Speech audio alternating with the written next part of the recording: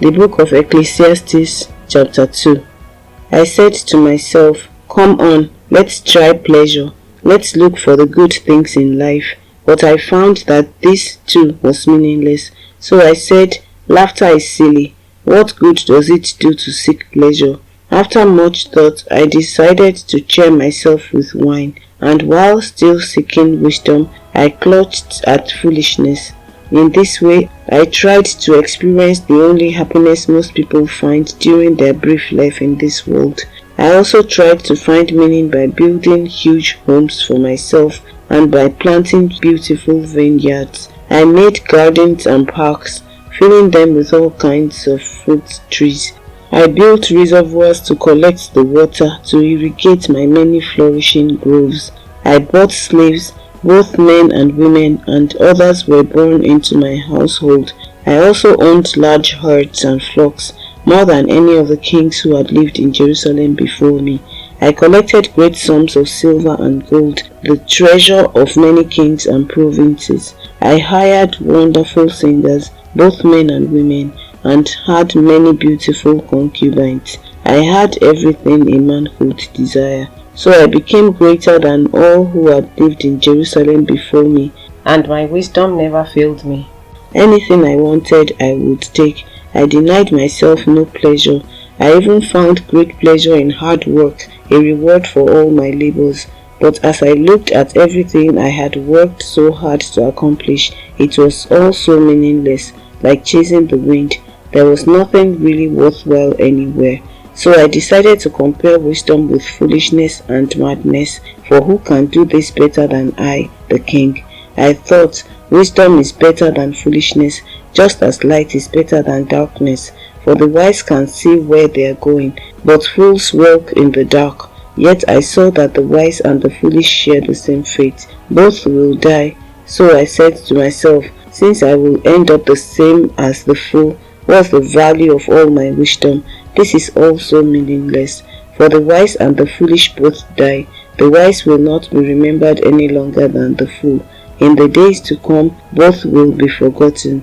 So I came to hate life, because everything done here under the sun is so troubling. Everything is meaningless, like chasing the wind.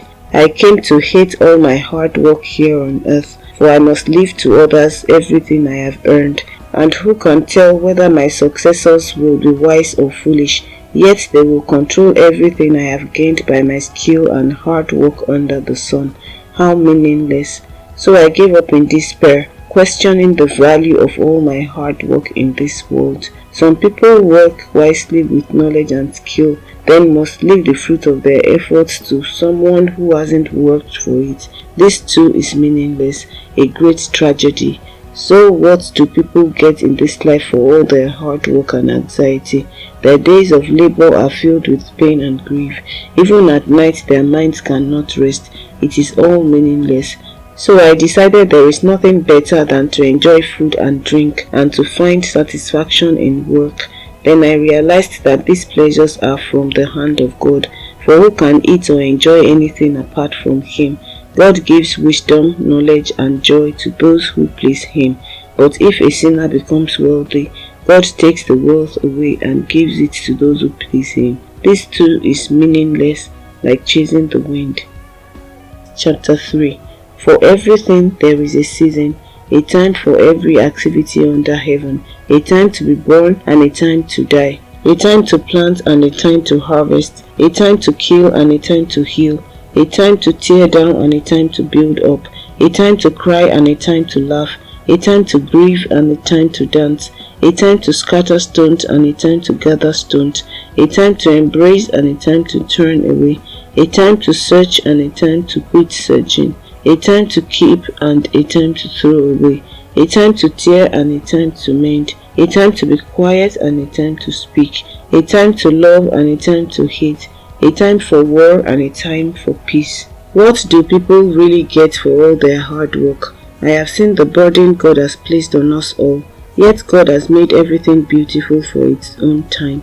He has planted eternity in the human heart, but even so, people cannot see the whole scope of God's work from beginning to end. So I concluded there is nothing better than to be happy and enjoy ourselves as long as we can, and people should eat and drink and enjoy the fruits of their labor, for these are gifts from God. And I know that whatever God does is final. Nothing can be added to it or taken from it. God's purpose is that people should fear Him. What is happening now has happened before, and what will happen in the future has happened before, because God makes the same things happen over and over again. I also noticed that under the sun there is evil in the courtroom.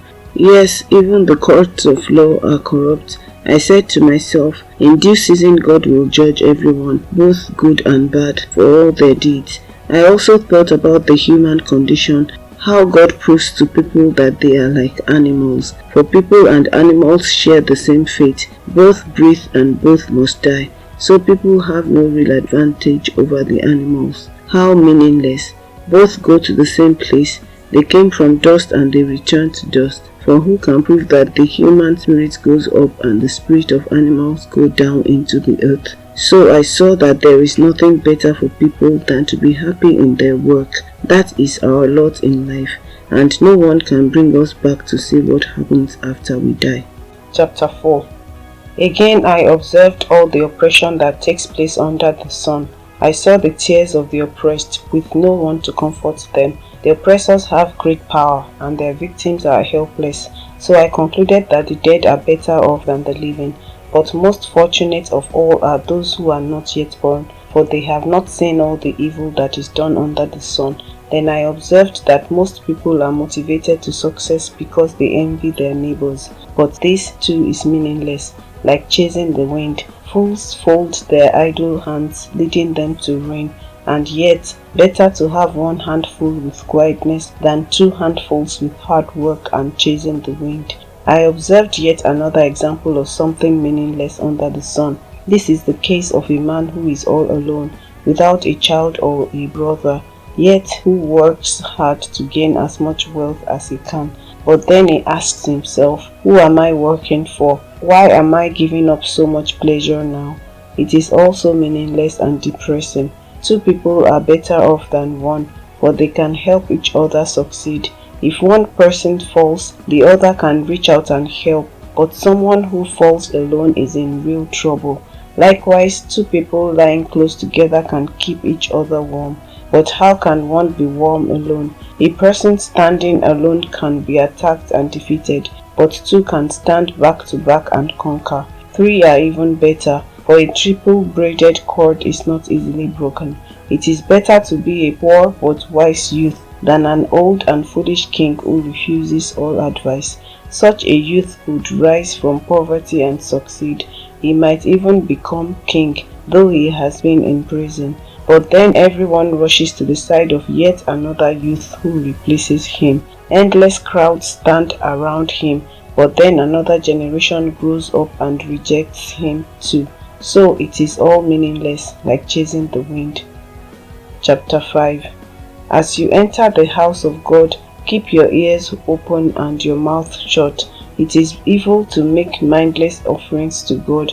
Don't make rash promises, and don't be hasty in bringing matters before God. After all, God is in heaven and you are here on earth, so let your words be few. Too much activity gives you restless dreams. Too many words make you a fool. When you make a promise to God, don't delay in following through, for God takes no pleasure in fools. Keep all the promises you make to Him. It is better to say nothing than to make a promise and to not keep it. Don't let your mouth make you sin, and don't defend yourself by telling the temple messenger that the promise you made was a mistake. That would make God angry. He might wipe out everything you have achieved. Talk is cheap, like daydreams and other useless activities. Fear God instead. Don't be surprised if you see a poor person being oppressed by the powerful, and if justice is being miscarried throughout the land. For every official is under orders from higher up, and matters of justice get lost in red tape and bureaucracy. Even the king milks the land for his own profit. Those who love money will never have enough. How meaningless to think that wealth brings true happiness. The more you have, the more people come to help you spend it. So what good is wealth, except perhaps to watch it slip through your fingers? People who work hard sleep well, whether they eat little or much, but the rich seldom get a good night's sleep. There is another serious problem I have seen under the sun.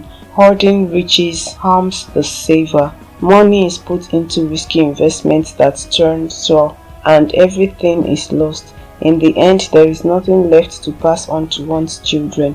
We all come to the end of our lives as naked and empty-handed as on the day we were born. We can't take our riches with us, and this too is a very serious problem. People leave this world no better off than when they came. All their hard work is for nothing, like walking for the wind. Throughout their lives they live under a cloud, frustrated, discouraged, and angry. Even so, I have noticed one thing at least that is good. It is good for people to eat, drink, and enjoy their work under the sun during the short life God has given them, and to accept their lot in life. And it is a good thing to receive wealth from God and the good health to enjoy it. To enjoy your work and accept your lot in life, this is indeed a gift from God. God keeps such people so busy enjoying life that they take no time to brood over the past. Chapter 6. There is another serious tragedy I have seen under the sun, and it weighs heavily on humanity. God gives some people great wealth and honor and everything they could ever want. But then He doesn't give them the chance to enjoy these things. They die and someone else, even a stranger, ends up enjoying their wealth. This is meaningless, a sickening tragedy. A man might have 100 children and live to be very old, but if he finds no satisfaction in life and doesn't even get a decent burial, it would have been better for him to be born dead. His birth would have been meaningless and it would have ended in darkness. He wouldn't even have had a name, and he would never have seen the sun or known of its existence. Yet he would have had more peace than in growing up to be an unhappy man. He might live 1,000 years twice over, but still not find contentment. And since he must die like everyone else, well, what's the use? All people spend their lives scratching for food, but they never seem to have enough. So, are wise people really better off than fools? Do poor people gain anything by being wise and knowing how to act in front of others? Enjoy what you have rather than desiring what you don't have. Just dreaming about nice things is meaningless, like chasing the wind. Everything has already been decided. It was known long ago what each person would be, so there's no use arguing with God about your destiny. The more words you speak, the less they mean. So what good are they? In the few days of our meaningless lives, who knows how our days can best be spent? Our lives are like a shadow. Who can tell what will happen on this earth after we are gone?